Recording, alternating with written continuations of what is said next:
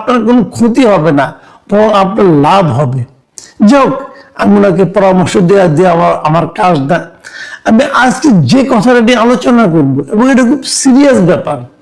Serious ব্যাপার এই কারণে যে আজকে আমরা দেখলাম একটা জিনিস, একটা ভিডিও আমার কাছে একজনে পাঠিয়েছেন, প্রায় 15 মিনিট 9 সেকেন্ডের একটা লম্বা ভিডিও। সেই ভিডিওতে দেখা গেল যে ঢাকা 17 আসনের যিনি প্রার্থী, জামাতের প্রার্থী মিস্টার খালিদুজ্জামান, ডাক্তার খালিদুজ্জামান, ওনার এই ডাক্তার লিখতে পারেন কেন এটা নিয়ে আলোচনা আছে। যাক, সে আলোচনায় আমি যাচ্ছি না, মিস্টার সম খালিদুজ্জামান ওনাকে বলছি। তো উনি ক্যান্টনমেন্টে ঢুকতে গিয়েছিলেন, এবং ক্যান্টনমেন্টে ঢোকার সময় তাকে ক্যান্টনমেন্টের গেটে, জাহাঙ্গীর গেটে, ওখানে যে এমপি থাকে, মানে মিলিটারি পুলিশ থাকে, ওনারা তাকে আটকিয়েছেন এই কারণে। ওনারা সবাইকে আটকান, জিজ্ঞাসা করেন কোথায় যাবেন, কেন যাবেন, জানতে চান। ওনার সঙ্গে গানম্যান ছিল, খালিদুজ্জামান সাহেবের সঙ্গে গানম্যান ছিল।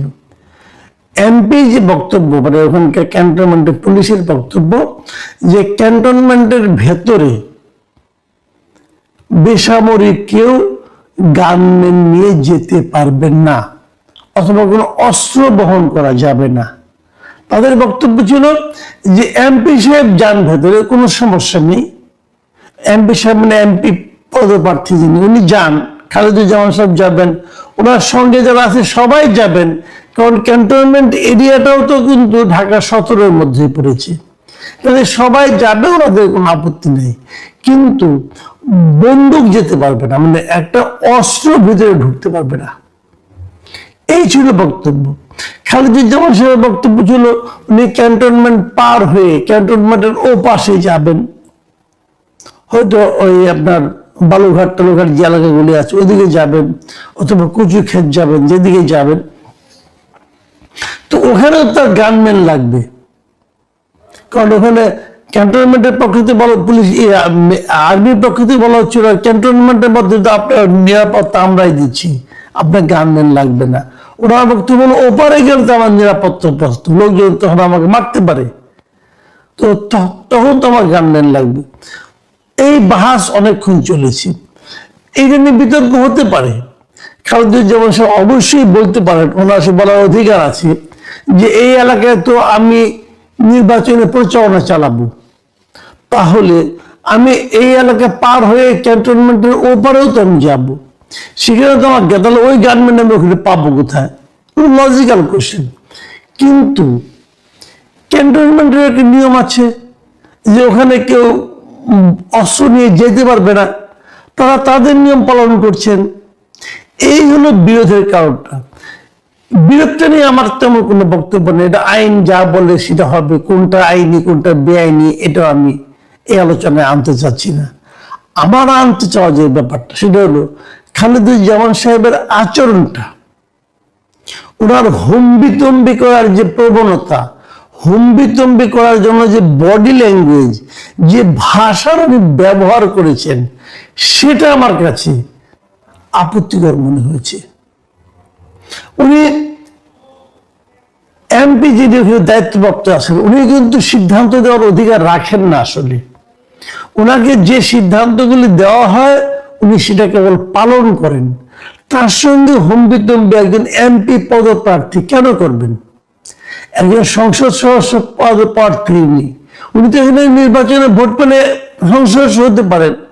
ওনার বিরুদ্ধে এখানে আছেন তারেক রহমান, উনি তারেক রহমানকে হারালে উনি তো একজন সংসদ সদস্য হবেন। কাজেই উনি এই ইলেকশনে উনি জিততেও পারেন, এটা মাথায় রেখেই তুমি আচরণ করবে, সেরকম আচরণ করবেন। জনগণ দেখবে যে এই ভদ্রলোক জিতলে পরে কি করবে। কিন্তু উনি যে আচরণটা উনি করলেন, সে আচরণটা কি ভদ্র জনচিত হয়েছে? দেখুন, উনি ওখানকার মিলিটারি পুলিশের সঙ্গে কি বললেন, আমি কতগুলি কথা বলি। উনি নিজেকে তুলনা করলেন তারেক রহমানের সঙ্গে। উনি বললেন, আপনারা তো গান নিয়ে বসে আছেন, তারেক জিয়ার ক্ষেত্রে আপনারা তো জিহ্বা দিয়ে রাস্তা চেটে ফেলতেছেন, আমরা কেন যেতে পারবো না? মানে তারেক জিয়া যখন যাবেন তখন ওনার জন্য জিব্বা দিয়ে রাস্তা চেটে ফেলছেন, এই কথা ওনাকে বিয়ান করছেন। কবে করছেন এটা কাজটা? এই তুলনাটাকে ওনার মুখ দিয়ে এই ল্যাঙ্গুয়েজে আসা মানায়? কেবল ওখানে না, পরবর্তী সময়ে ওই এমপি যিনি আছেন মিলিটারি পুলিশ, উনি ওরা ঊর্ধ্বতনের সঙ্গে ফোন করলেন। যখন ঊর্ধ্বতনের সঙ্গে ফোন করলেন তখন ফোনের অপর প্রান্তে লোকটাকে শোনানোর জন্য এমপি যিনি ছিলেন মিলিটারি পুলিশ, উনি যে ফোন করছেন ওনার ঊর্ধ্বতনের সঙ্গে, তখন এখান থেকে খালেদা জিয়া বলে দিচ্ছেন যে আপনি বলেন যে তারেক রহমানের প্রতিদ্বন্দ্বী, তারেক জিয়ার প্রতিদ্বন্দ্বী ঢাকা 17 আসনে আমি ক্যান্ডিডেট। মানে দেখুন খালেদুজ্জামান সাহেব, আপনাকে আমি বলি আপনার অবস্থানটা কি দাঁড়িয়েছে। আপনি নিজের পরিচয়টা পর্যন্ত দিতে যে তারেক জিয়ার নাম উল্লেখ করতে হচ্ছে। মানে আপনার পরিচয়টা কি? আপনার পরিচয় হলো আপনি তারেক জিয়ার প্রতিদ্বন্দ্বী। মানে আপনার নিজস্ব পরিচয় আপনি মানে নিশ্চিত হতে পারছেন না যে আপনাকে চিনতে পারবে কিনা। আপনি এতটাই বিখ্যাত লোক এই এলাকার, এবং আপনাকে নিজে মুখে উচ্চারণ করতে হচ্ছে যে বলেন, মানে ওই পাশের লোকজনকে বলেন, জানান যে আমি তারেক জিয়ার প্রতিদ্বন্দ্বী। মানে এটা হয় কি, ছোট মাছ বেশি পানিতে বললে যা হয়, ওনার অবস্থা হচ্ছে তাই। আমি আরেকটু কথা বলে নিই এখানে, ওই মিলিটারি পুলিশ যখন ওনার ঊর্ধ্বতনের সঙ্গে ফোনে আলাপ করে সেই ফোনটা আবার ইয়েকে দিলেন, খালেদুজ্জামান সাহেবকে দিলেন, তখন তিনি কিন্তু একই কথা বললেন। এবং সেখানেও তিনি বললেন যে তারেক জিয়ার জন্য আপনারা তো জিব্বা দিয়ে রাস্তা পরিষ্কার করে দিচ্ছেন, আমাকে কেন দিবেন না, হোয়াই নট। তারপরে বলতেছেন, তারপরে যেটা হলো মারাত্মক একটা অভিযোগ করেছেন আর্মির ব্যাপারে, বলেছেন যে পরিকল্পিতভাবে আপনারা আমাদের মধ্যে কেওয়াস সৃষ্টি করছেন। আমাদের মধ্যে মানে কি? মানে বিএনপি এবং জামাতের মধ্যে, বিএনপি এবং জামাতের মধ্যে কেওয়াস সৃষ্টি করছে আর্মি, সেনাবাহিনী। উনি আবার এই হুমকিও দিলেন যে উনি নাকি এটা নিয়ে সেনাপ্রধানকেও কমপ্লেন করবেন, সেনাপ্রধানকেও জানাবেন। এবং উনি দায়ী করলেন কাকে? কিছু অফিসারকে। তিনি বললেন যে কিছু অফিসার নিজেদের ব্যক্তি স্বার্থ হাসিলের জন্য সুপরিকল্পিতভাবে 5 আগস্টের পর আমাদের দেশটাকে পুরো ধ্বংসের দিকে নিয়ে যাচ্ছেন। আমি সেনাপ্রধানের কাছে এটা কমপ্লেন করতে চাই। ভাবুন, তার মানে উনি সরাসরি বললেন যে 5 আগস্টের পরে এই দেশটাকে পুরোপুরি ধ্বংসের দিকে নিয়ে যাচ্ছে কিছু সেনাবাহিনীর অফিসার। এটা যদি সত্য হয়, ওনার অভিযোগ যদি সত্য হয়, তাহলে তো তাদের বিরুদ্ধে অ্যাকশন নেওয়া উচিত। এবং এটা ভয়ঙ্কর কথা কিন্তু, তাহলে দেশটা বিপদের মধ্যে আছে। সেনাপ্রধান এগুলি দেখেন না কেন? এবং উনি যখন বলছেন আমি সেনাপ্রধানের কাছে কমপ্লেন করব, তার মানে কি এটুকু বোঝা যাচ্ছে ওনার কথা থেকে যে ওনার সঙ্গে সেনাপ্রধানের প্রায় কথাবার্তা হয় এবং সেনাপ্রধানের কাছে কমপ্লেন করার মতো অবস্থায় উনি আছেন। সেনাপ্রধান এখন কি করেন আমরা দেখি। ওনার কমপ্লেন যদি সত্য, একজন এমপি ক্যান্ডিডেট, কিন্তু ওই এলাকার এমপি ক্যান্ডিডেট, তিনি যদি বলেন যে এই সেনাবাহিনী মানুষের মধ্যে একটা কেওয়াস সৃষ্টি করার জন্য কাজ করছে, কিছু অফিসার দেশটাকে ধ্বংসের দিকে নিয়ে যাচ্ছে, এই কথা যদি উনি বলেন এবং সেটা যদি সেনাপ্রধানকে উনি কমপ্লেন যেহেতু করতে চেয়েছেন, নিশ্চয়ই এতক্ষণে করে ফেলেছেন। আমি দেখতে চাই সেনাপ্রধান কি ব্যবস্থা নেন সেই কতিপয় অফিসারের বিরুদ্ধে, যে অফিসারগুলো সারা দেশটাকে ধ্বংসের মুখে ঠেলে দিচ্ছেন বলে এই আমাদের খালেদুজ্জামান সাহেব অভিযোগ করেছেন। খালেদুজ্জামান সাহেব আর একটা কথা বলেছেন, যেটা বলে আমি আলোচনাটা শেষ করব। উনি শেষ দিকে বলেছেন একটা কথা, আমি ওটাও আপনাদেরকে পড়ে শোনাই। উনি বলেছেন, শোনেন, এই সময় বুঝছেন সব সময় থাকে না,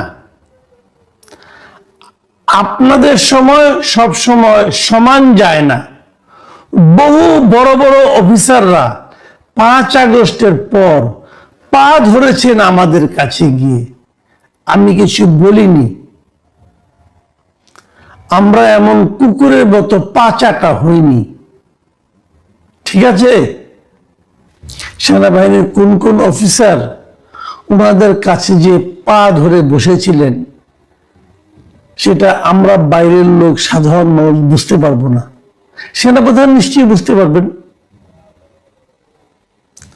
কিন্তু আমরা সাধারণ মানুষ হিসাবে আমরা যেটা মনে করি, আমরা তো এমন সেনাবাহিনী চাই না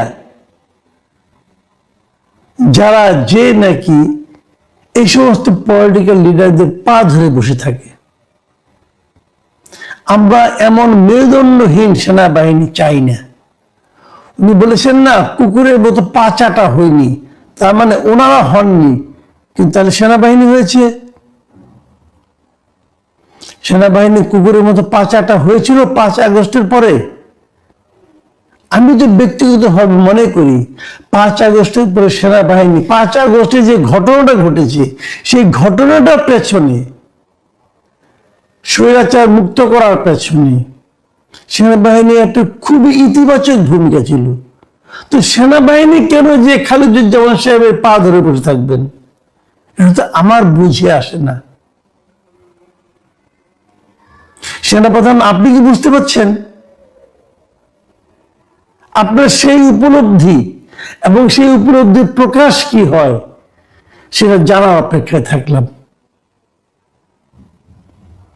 প্রিয় দর্শক, এখন এ পর্যন্তই।